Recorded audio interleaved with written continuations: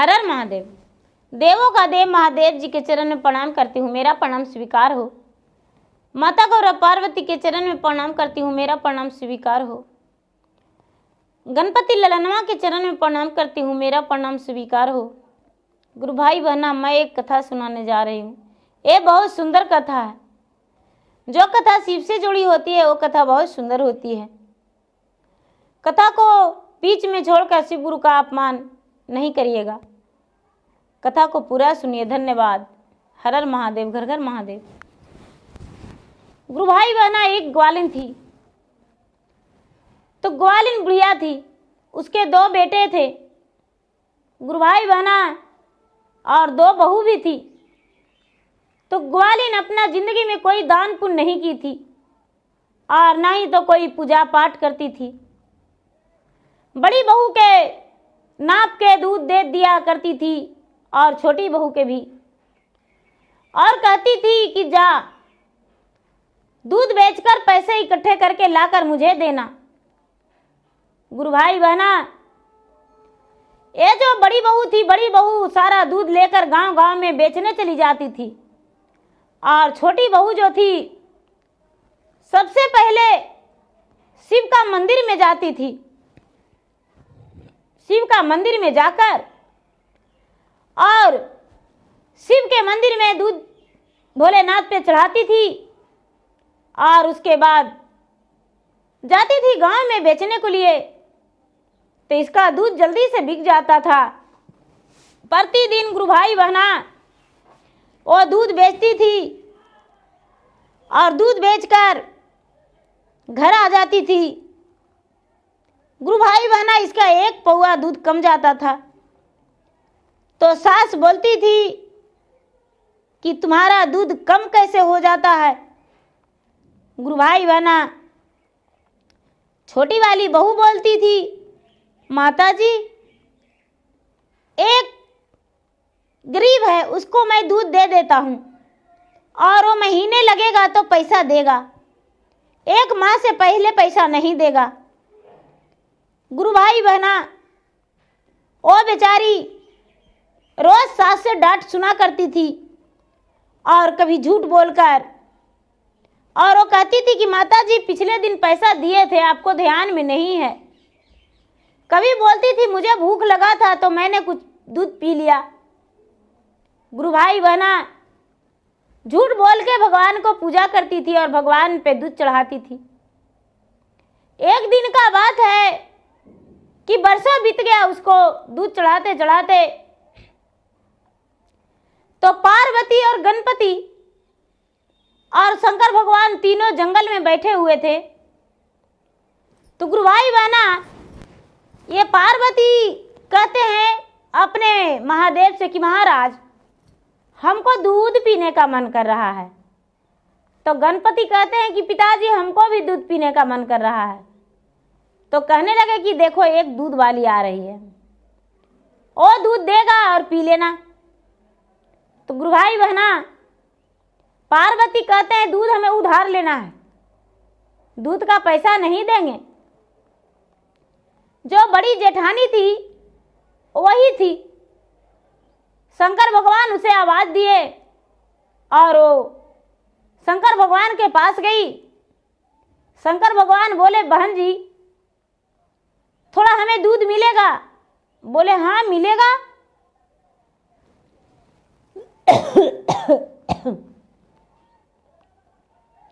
हाँ दूध तो मिलेगा, क्यों नहीं दूध मिलेगा, मेरा तो काम ही है दूध दही बेचना।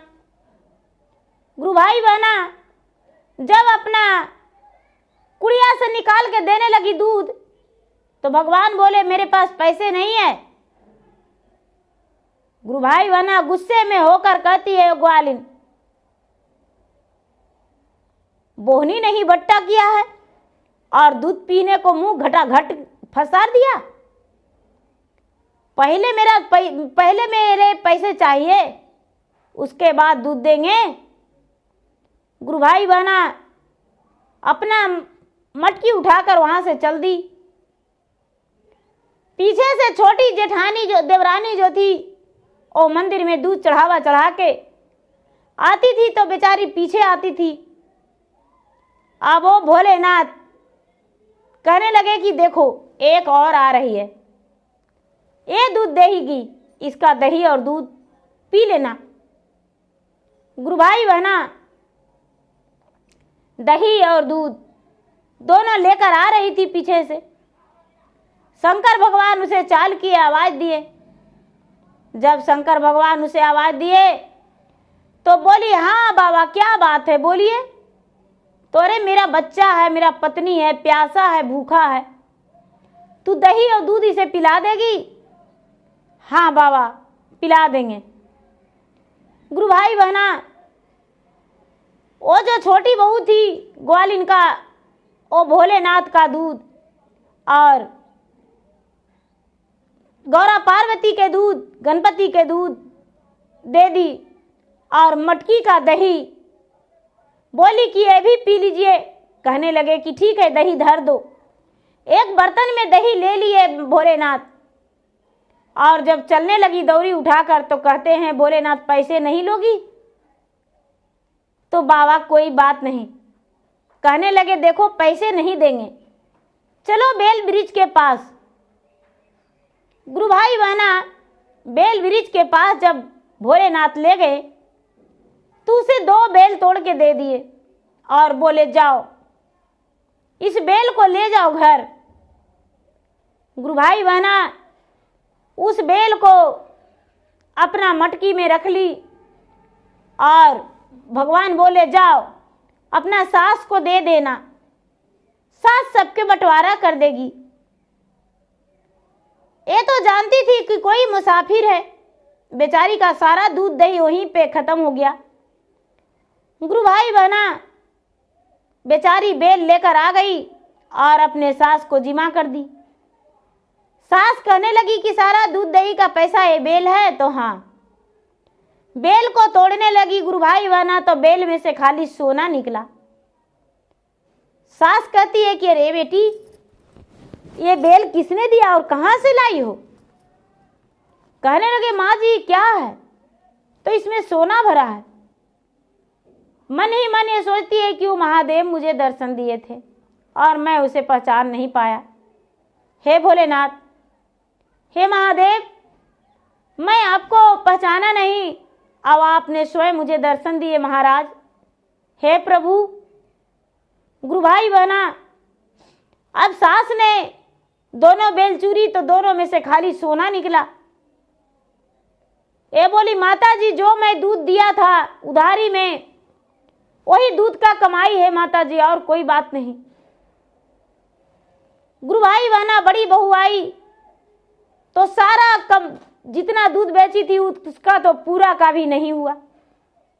बड़ी बहू डांट सुन गई। अब कहने लगी बड़ी बहू कि अरे तुम्हें ये सब कैसे मिला? कहने लगे कि साधु मुसाफिर एक थे अपने पत्नी के साथ, अपने बच्चे के साथ, मैंने उन्हें दूध पिलाया तो उन्होंने मुझे बेल तोड़ के दिया। गुरु भाई बहना एक कहती है मैं अब कल दूध पिलाऊंगा उनको, आज तो मैंने उन्हें दूध नहीं दिया, कल के देंगे। गुरु भाई बहना सवेरे हुआ तो ये जल्दी से दूध ले ली और दूध लेकर और चल दी। दूध लेकर चल दी और वही भगवान भोलेनाथ फिर दर्शन दे दिए। दर्शन दे दिए तो ये जाकर कहने लगी बाबा दूध नहीं पीना है? बोले हाँ बेटी पिला दो दूध। दूध पिला दी और कहने लगी बाबा जल्दी से बेल मुझे दे दीजिए, बेल में सोना भर के। गुरु भाई बहना भोलेनाथ क्या किए कि बेल तोड़ के दे दिए।